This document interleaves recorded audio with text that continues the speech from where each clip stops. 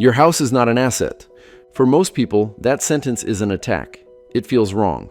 We're told our entire lives that the path to wealth is to get a good job, save money, and buy a house.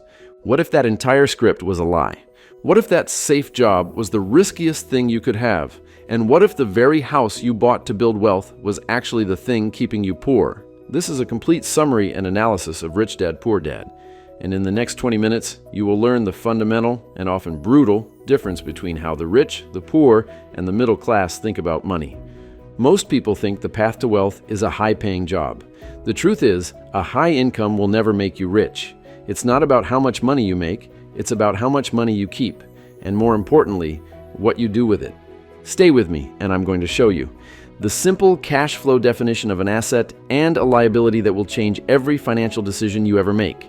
The powerful tax secret the rich use to legally pay less in taxes than their employees. And finally, the 5 psychological traps that keep 99% of people from ever building real wealth, even after they know the truth. The author, Robert Kiyosaki, structured this book as a set of parables, not a textbook. It's his story of growing up in Hilo, Hawaii, with 2 father figures who taught him completely conflicting lessons about money. The book's core problem is that our entire educational system is dangerously obsolete. It's designed to create smart, highly educated people who are financially illiterate. It creates great employees, but it fails to teach us financial literacy. And the safe job script that system was built on, it just doesn't work anymore. This leads to the central problem the book exists to solve, a trap Kiyosaki calls the rat race. The rat race is the vicious, endless cycle of living paycheck to paycheck. It's the pattern. Get up, go to work, pay bills, get up, go to work, pay bills. And here's the critical part. This trap persists regardless of how high your paycheck is. This is why a doctor or lawyer can be just as trapped as a janitor. When someone in the rat race gets a raise, their bad mentality about money just compels them to increase their expenses. They buy a bigger house, finance a new car, or rack up credit card debt. Their liabilities grow with their income, locking them more securely into the cycle. This isn't an economic condition. It's a psychological one. Kiyosaki says this trap is powered by 2 raw internal emotions, fear and greed. First, fear, the stick. This is the fear of being without money. It's the fear of not paying your bills or being fired. This terror is what forces you to cling to a safe job, even one you hate. Second, once that paycheck does arrive, greed or desire, the carrot, kicks in. You see all the wonderful things money can buy, and that desire, mixed with the underlying fear, creates the impulse to spend. This emotional loop, fear leads to work, work leads to a paycheck, the paycheck triggers greed, greed leads to spending, spending leads to more bills, which leads to more fear. This is the rat race. To show us how to escape, Kiyosaki presents his lens, the stark choice between his 2 dads. On one side was his poor dad. This was his biological father. He was not a failure. He was a pillar of traditional success. He was highly educated with a PhD and became the head of education for the state of Hawaii. He earned a substantial income, yet he struggled financially all his life and never obtained financial security. Poor Dad represented the traditional script: go to school, get good grades, find a safe job. On the other side was his rich dad. This was his best friend's father. This man never finished the 8th grade, but he became one of the richest men in Hawaii by building a financial empire of stores, restaurants, and a construction company. Rich Dad represented the path of financial literacy and financial independence. Poor Dad's core advice was, go to school so you can find a good, safe job. Rich Dad's core advice was, study hard so you can find a good company to buy. The entire book and the path out of the rat race is built on the 6 lessons Rich Dad taught him. To understand these lessons, you first have to see the difference in cash flow. For the poor, it's simple. A job creates income, and that entire income flows out to expenses like taxes, rent, and food. Money comes in, money goes out. For the middle class, it's the rat race. A job creates income, but that income is immediately used to buy liabilities that they think are assets, like a mortgage, a car loan, and credit card debt. These liabilities then create more expenses, trapping them. But for the rich, the pattern is reversed. They focus on their asset column first. Their assets, like businesses, stocks, and income-generating real estate, create their income.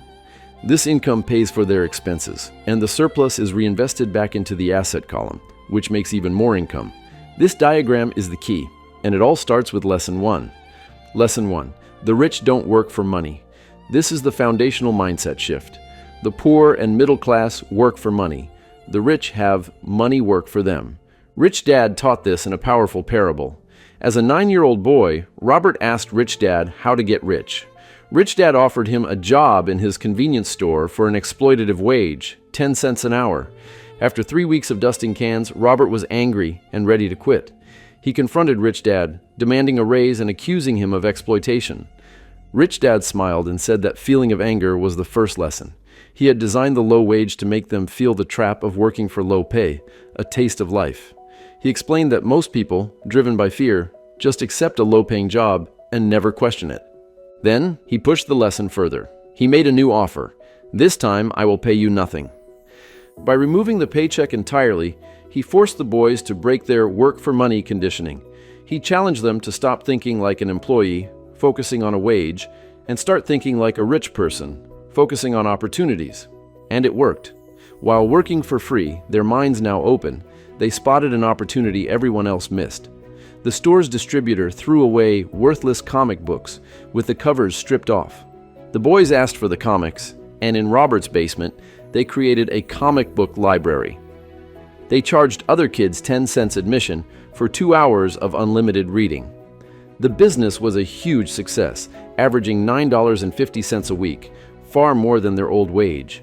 But here's the most crucial part. They hired Mike's sister as the manager, paying her $1 a week. They had created their first asset. It was a system that generated money for them, even when they weren't physically there.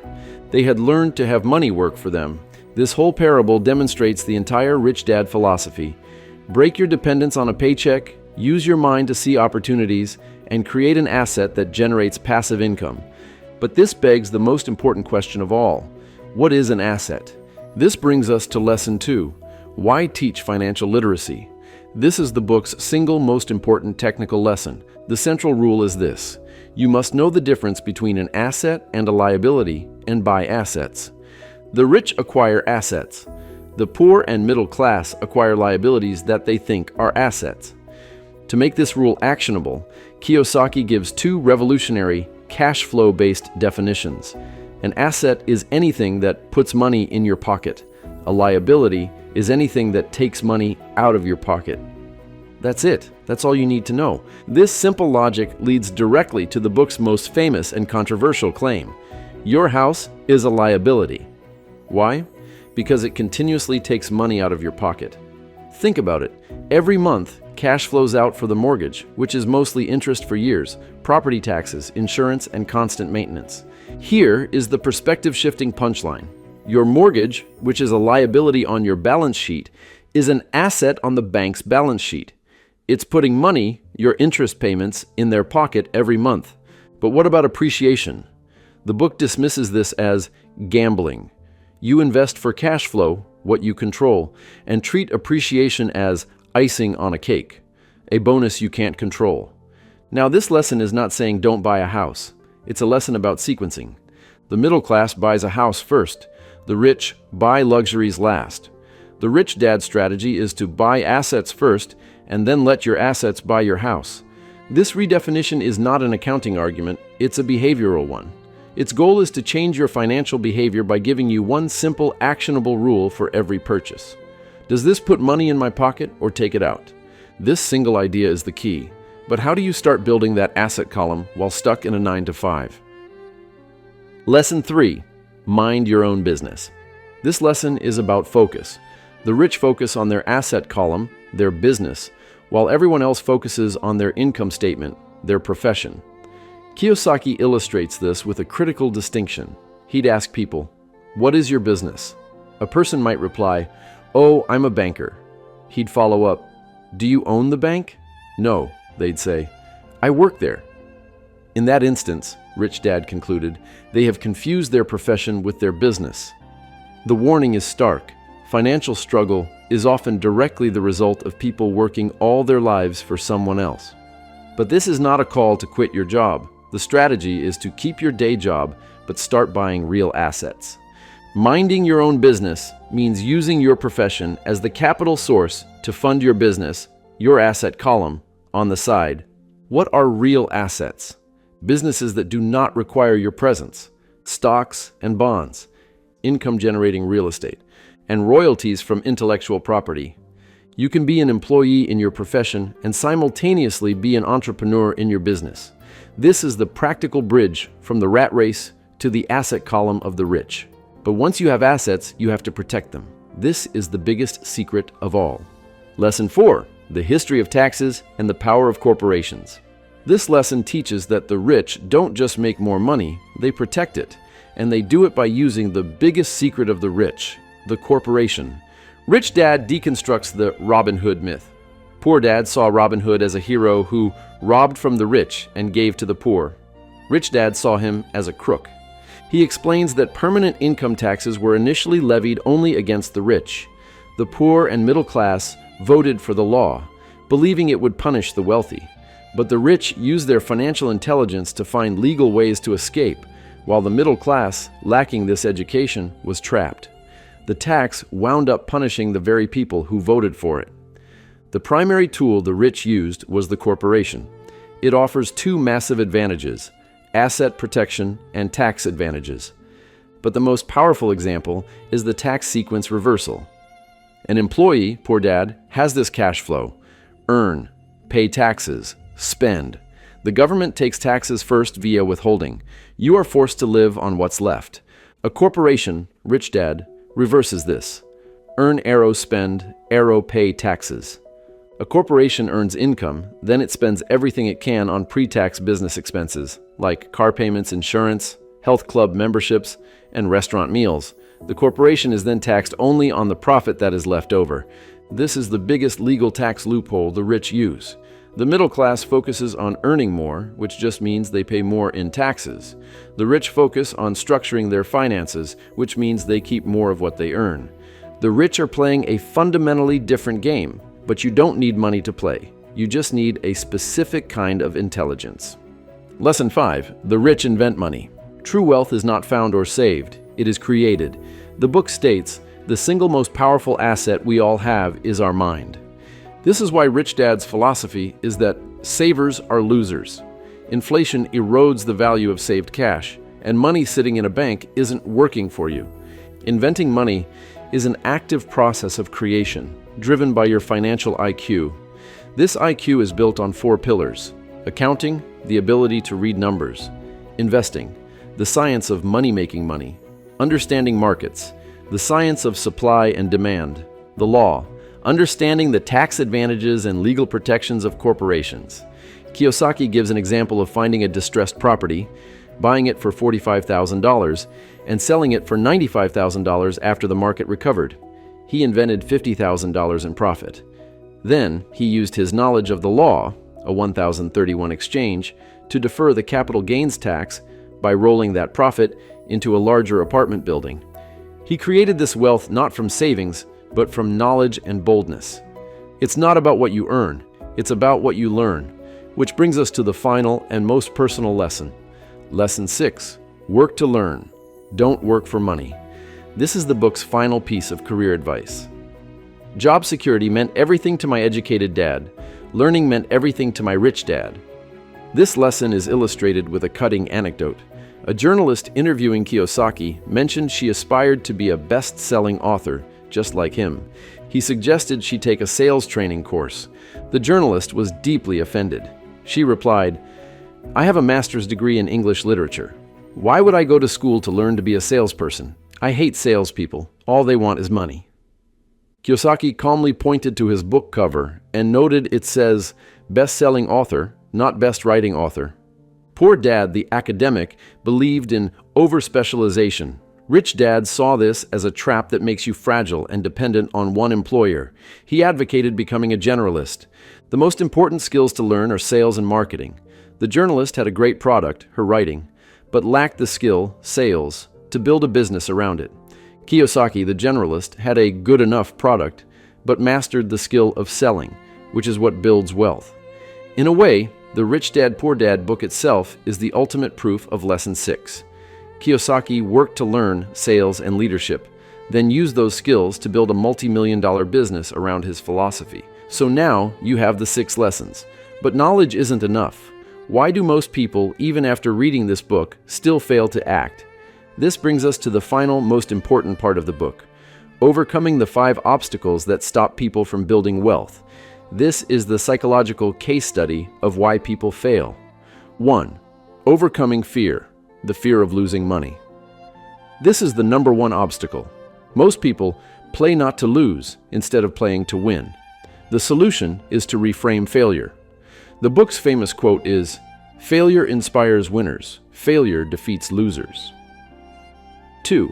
Overcoming cynicism, the what if. This is the internal chicken little that leads to analysis paralysis. The solution: cynics criticize and winners analyze. Colonel Sanders, at age 66, was rejected 1,009 times before someone said yes to his chicken recipe.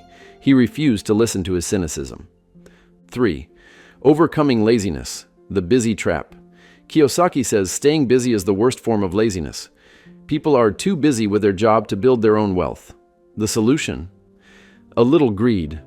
By asking the question, how can I afford it? Instead of saying, I can't afford it, you force your brain to think and search for answers.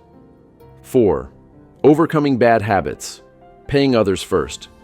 The destructive habit is paying bills first and investing what's left over, which is usually nothing. The solution is the rich dad habit.